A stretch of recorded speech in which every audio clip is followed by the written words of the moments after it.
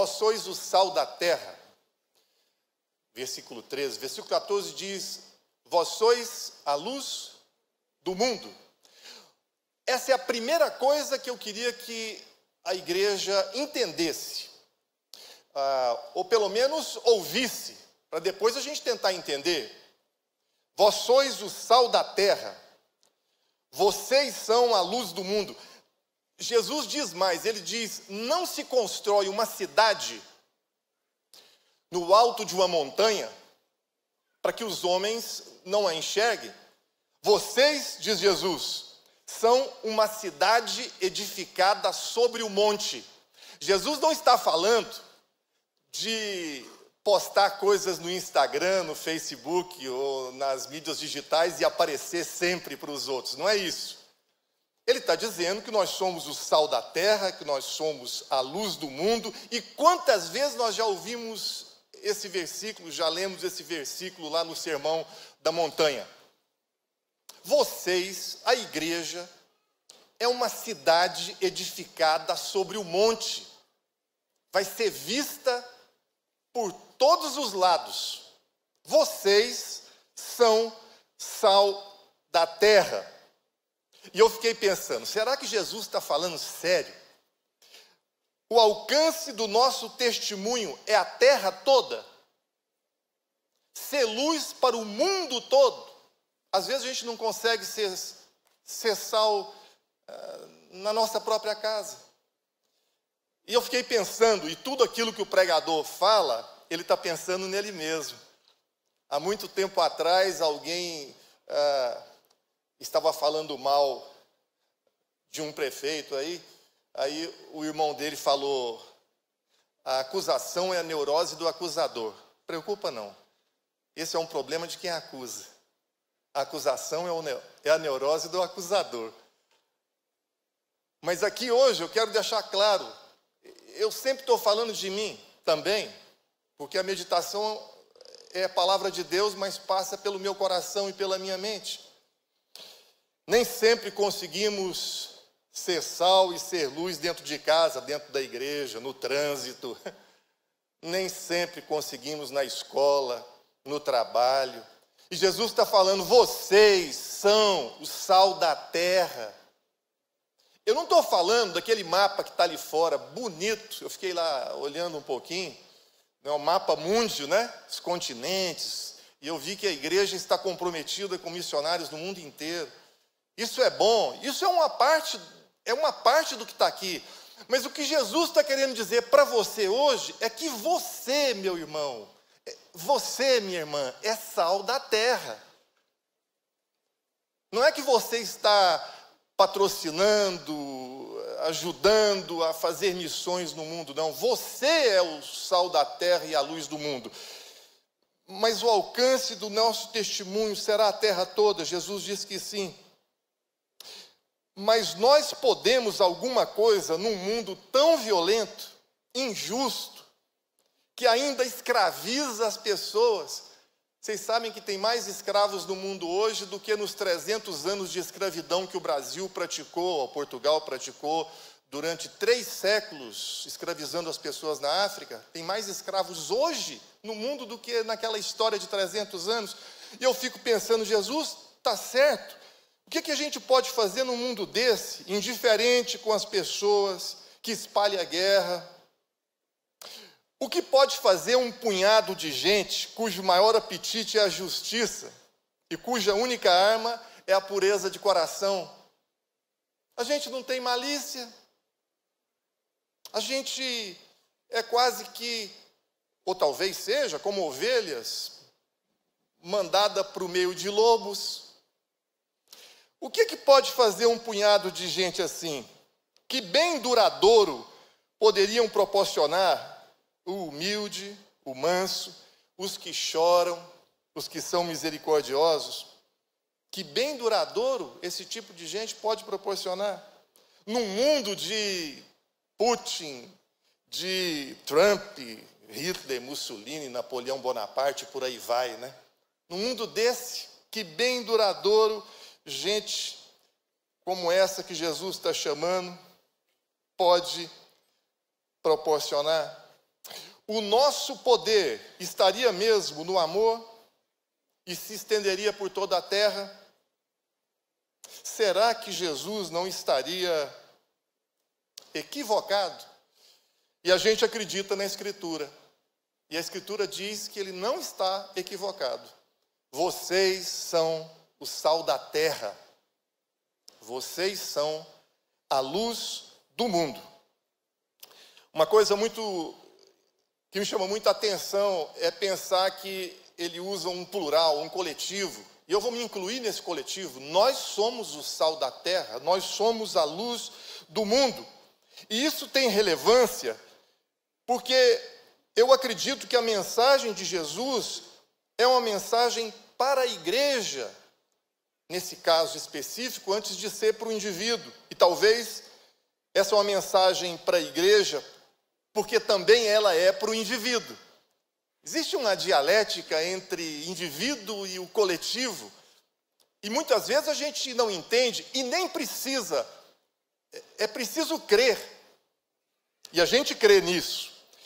E talvez seja oportuno dizer para vocês que as palavras de Jesus em Mateus, no Sermão do Monte, as palavras dele façam uma divisão muito clara entre os discípulos e o mundo. Tem uma diferença entre nós e o mundo. Aliás, esta clara distinção precisa existir entre a igreja e o mundo. Igreja e mundo são comunidades separadas. E são mesmo.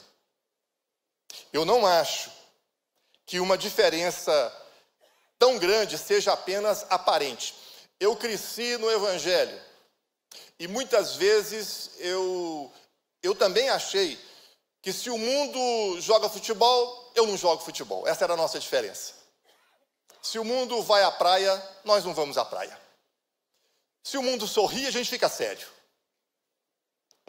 Uma diferença aparente, mas não é isso que Jesus está deixando claro. Vocês são sal, vocês são luz do mundo, da terra. Ele põe uma distância entre essas duas comunidades para dizer para nós que a nossa diferença é no interior. Os nossos desejos, as nossas sensações, aquilo que a gente deve buscar, é dentro de nós que nasce a diferença mais profunda entre nós e o mundo. Às vezes nós nos comportamos como gente do mundo e isso é ruim para o testemunho.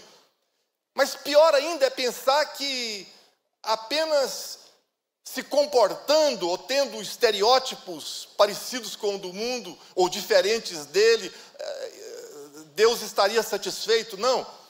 Deus quer que nós venhamos a trabalhar uma ética de interioridade. Aliás, o cristianismo sempre foi isso. E por isso foi um milagre a gente conseguir fazer com que o cristianismo, como fé, pudesse avançar. Ética da interioridade. As coisas não se definem por fora da gente, elas se definem por dentro. Assim que Jesus disse, qualquer homem que olhar para uma mulher com olhar impuro não precisa se deitar com ela, já adulterou. Qualquer homem que negar o pão não precisa enfiar a faca a ninguém, já matou. Essa é a ética da interioridade. Isso é muito difícil, mas muito mais profundo, e é isso que Jesus está querendo dizer para nós. É esse tipo de gente que Jesus chamou para se transformar. A influência da igreja depende dessa diferença. E eu fico pensando que quando ele fala em luz, vós sois a luz do mundo, ele está fazendo menção às nossas boas obras. Nós, como bons evangélicos, sabendo a diferença teológica da nossa salvação em Cristo, a gente sempre cresceu condenando os espíritas. Essa é uma verdade. Os espíritas acreditam que a salvação vem pelas obras, e a gente sempre aprendeu isso na escola dominical. Obras não salvam ninguém. O que salva é a cruz de Cristo, o sacrifício, a redenção. Verdade, teologicamente perfeito. Mas isso não pode me isentar da responsabilidade com boas obras. Me lembrei daquela frase, né? Todo mundo tem uma frase, em época de Facebook, todo mundo tem uma frase, né? Mas eu lembrei daquela frase que nos aponta assim: nós não fomos salvos pelas boas obras, mas para boas obras. A questão nossa é de preposição, não pelas, mas para boas obras.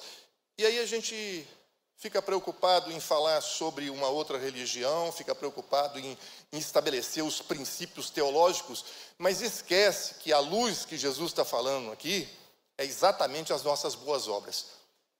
Tem a ver com pregação? Tem. Isso também é uma boa obra, pregar o Evangelho. Mas não é só isso. Manifestação visível da nossa fé através das coisas que a gente faz. Isso são as boas obras. Manifestação visível da nossa fé em Cristo. Fomos escolhidos para exatamente as boas obras. Há muitos anos atrás, e muitos mesmo, eu comprei um Fusca vermelho, teto solar.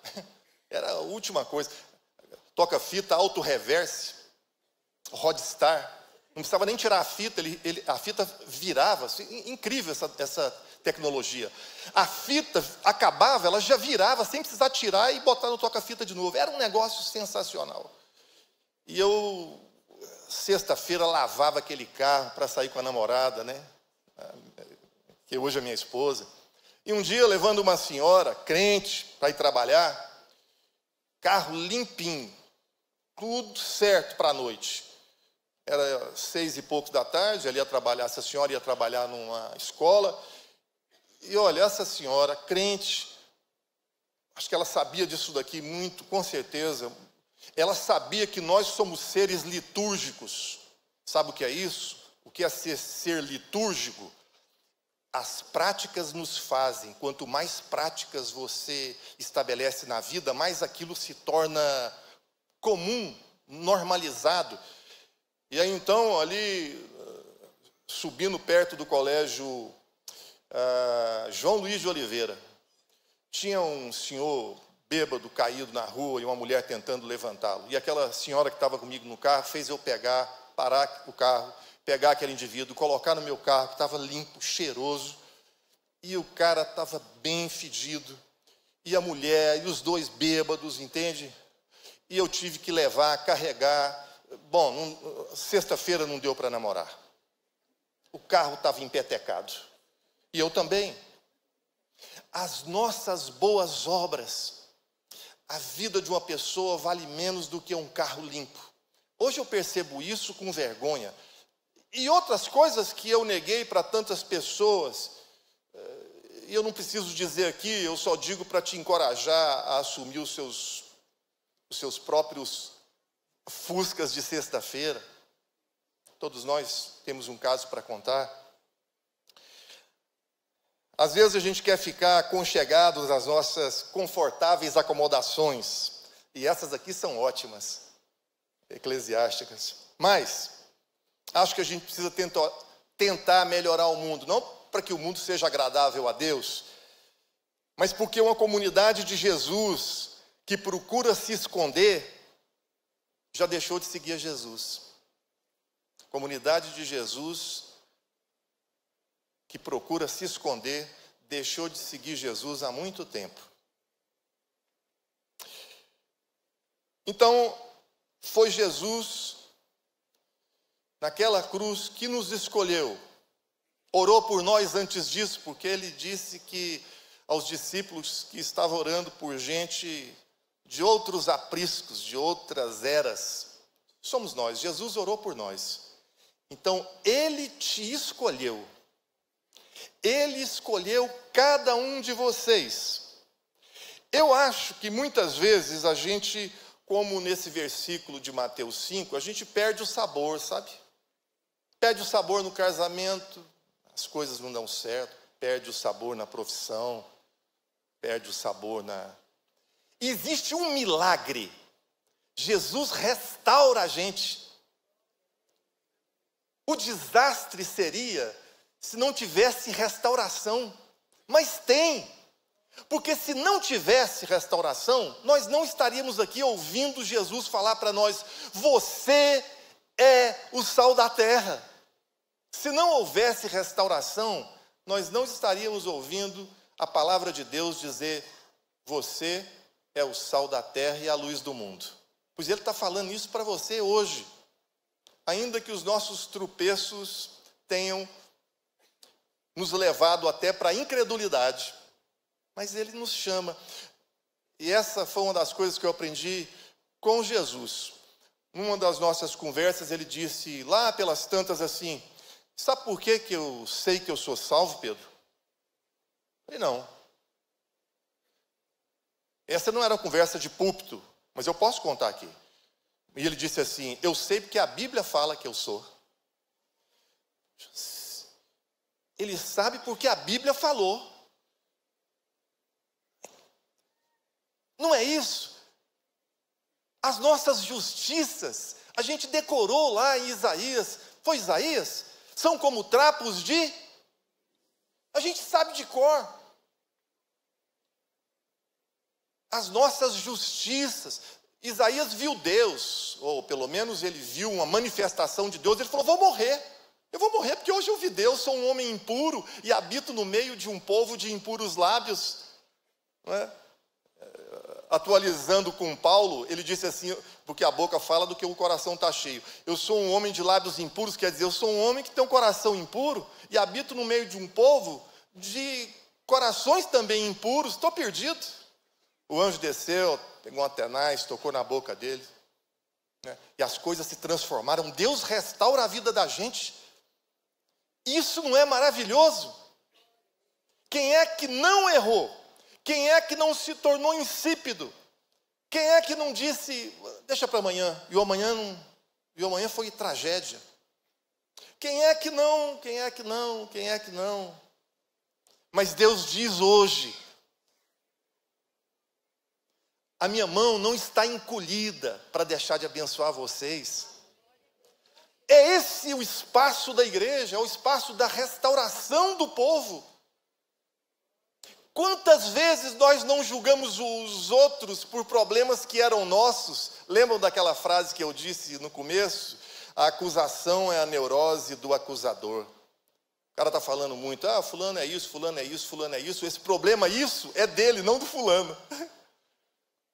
E não foi a Bíblia que falou isso, foi o Freud, que conhecia um pouco do coração humano, pelo menos mais do que eu. E ele revelou isso para nós, né? E é verdade. Quando você vê uma pessoa falando de uma coisa, pode saber que esse é o problema dele, esse é o problema dela. Mas Jesus não esteve aqui para acusar ninguém.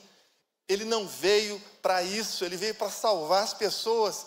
Paulo não dizia: eu sou o primeiro e o maior dos pecadores. Às vezes a gente esquece, né? A segunda coisa e última que a palavra de Deus me desafiou a dizer é: a primeira foi: eu escolhi vocês. Vai lá e fala para eles. Não, eu não ouvi a voz de Deus dizendo para mim: vai lá e fala para eles. Mas ao ler a Bíblia, ao meditar sobre ela, meu coração queimou. E a gente entende que é assim que Deus fala conosco. No fundo, a gente vive de vestígios de Deus. Moisés um dia falou, nós temos o Moisés ali também, grande amigo Moisés, mas nós temos o Moisés da Bíblia, que era tão chegado de Deus, e falou assim: Senhor, mostra-me teu rosto. Puxa, esse cara foi demais. E Deus falou para ele assim: Moisés, tem muito tempo, a gente está caminhando junto, você está ouvindo minha voz, a coisa está assim, nossa relação é muito legal. Agora, ver meu rosto não tem jeito. Infelizmente, você vai arder. Mas vamos fazer o seguinte: vou colocar você numa fenda na rocha, não foi assim? E vou colocar as minhas mãos sobre a fenda, você guardado na rocha. Uma linguagem antropomórfica, porque Deus não tem mão. Está lá no Velho Testamento. Vou colocar minhas mãos e vou passar com a minha glória. E quando eu passar, eu tiro as mãos e você vai me ver pelas costas. Deus também não tem costa. Isso é uma linguagem antropomórfica que a Bíblia usa para dizer para nós: vocês vão viver dos meus vestígios. Vivemos dos vestígios de Deus. E esses vestígios são suficientes para nos alimentar. Precisam ser.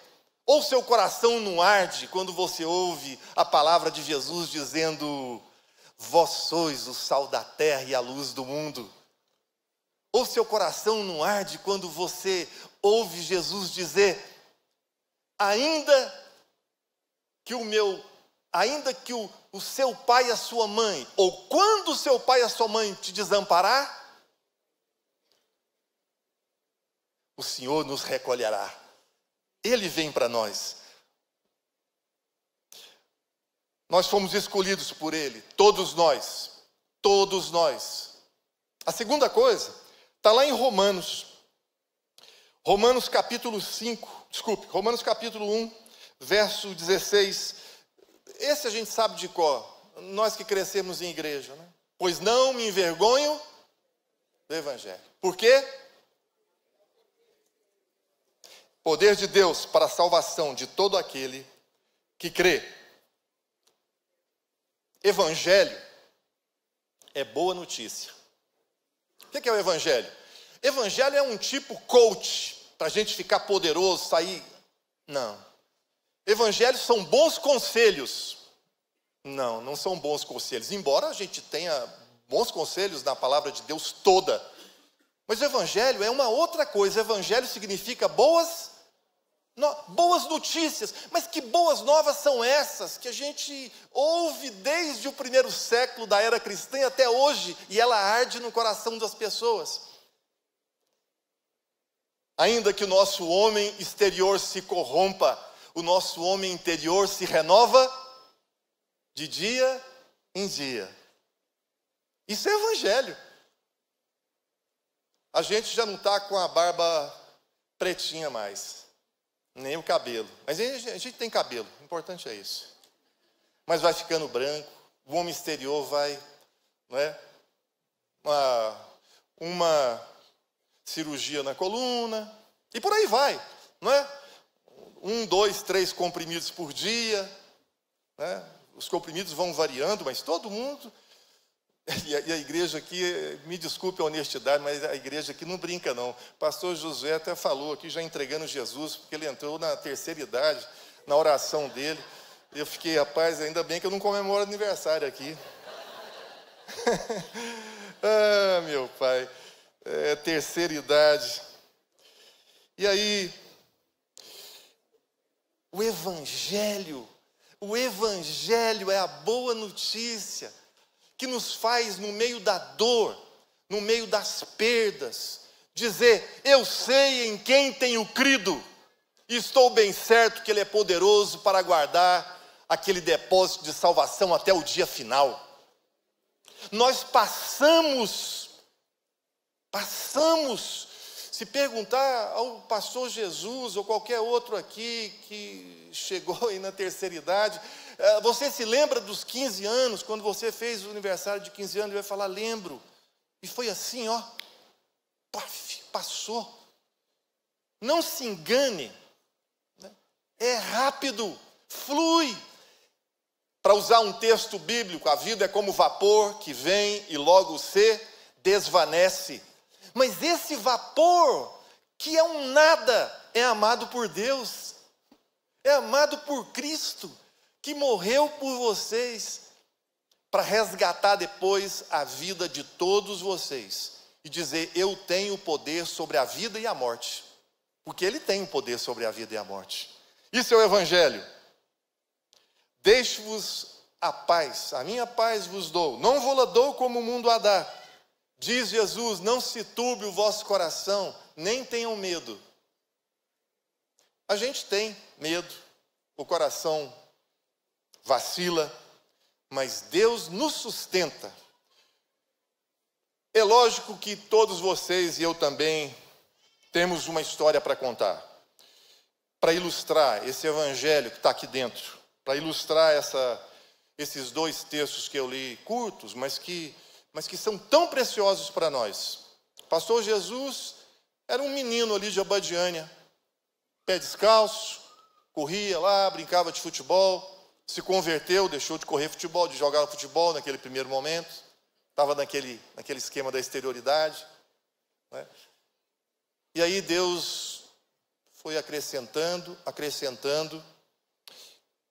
e as bênçãos vieram sobre todos nós. Eu até creio, de verdade, que muita gente acaba sendo salva, abençoada por um outro. Esse outro é o Jesus, nesse caso aqui hoje, viu, Jesus? Isso não é para aumentar a sua responsabilidade, porque ninguém está aqui para colocar peso nas suas costas, porque Deus chamou cada um desses que estão aqui para ser sal e luz, eles mesmos. Que Deus possa te abençoar nessa noite, abençoar cada um dos irmãos e das irmãs. E eu quero encerrar dizendo assim: se você julga ter sido sal e ter se tornado insípido, eu só sei criticar os outros, eu sou maldoso, eu me tornei malicioso, eu vejo a malícia dos homens e aí eu não me entrego a eles, e aí então eu deixei de ter o coração amoroso. Se você deixou de ser luz num lugar e por isso contaminou as relações daquele lugar, de forma que a sua palavra lá não está valendo muito. Se você é diferente do pastor Jesus, como disse a irmã aqui, a irmã que veio aqui à frente deu um testemunho bonito, que disse: quando eu falo do pastor Jesus em qualquer lugar, as pessoas falam: o pastor Jesus, esse sim. Se você não é igual a ele, se a experiência sua é diferente, e quando alguém fala: eu sou conhecido do fulano de tal, eu falo: aquele lá é o contrário, né? Se é ruim. Eu quero dizer para você, o milagre de Deus nessa noite é que Ele te chamou para dizer: eu quero restaurar o seu sabor. Eu quero fazer com que a sua luz brilhe, e brilhe de tal forma que possa fazer a luz dos outros brilhar também. A luz que ilumina a todos nós e que expulsa as trevas do nosso meio. Nós vamos expulsar as trevas do nosso meio dessa forma. Autossuficiência, jamais. Todas as vezes que eu falei: eu dou conta, eu sou capaz, eu sou autossuficiente, deu errado. Todas as vezes que eu falei: eu vou, eu faço, deu errado. O sal perdeu o sabor e a luz se apagou. Mas Deus continuou com a mão estendida. Pedro negou Jesus depois de 3 anos. E Jesus chamou Pedro no final, né, e estabeleceu Pedro como pedra, como rocha, como evangelista, como pescador de homens, que ele foi até o final da vida. E diz a tradição que ao ser condenado à morte numa cruz, ele falou: eu morro, não vou fugir, mas coloquem a cruz de cabeça para baixo, porque eu não posso ser crucificado igual ao meu Senhor. Foi assim com Pedro, a tradição que diz, né? Que coisa! Deus não reservou isso para você nesse sentido. Ninguém vai ser crucificado. Mas existem outras formas de crucificação e talvez você tenha que passar por elas. Não sei quais são essas formas, mas Deus é contigo.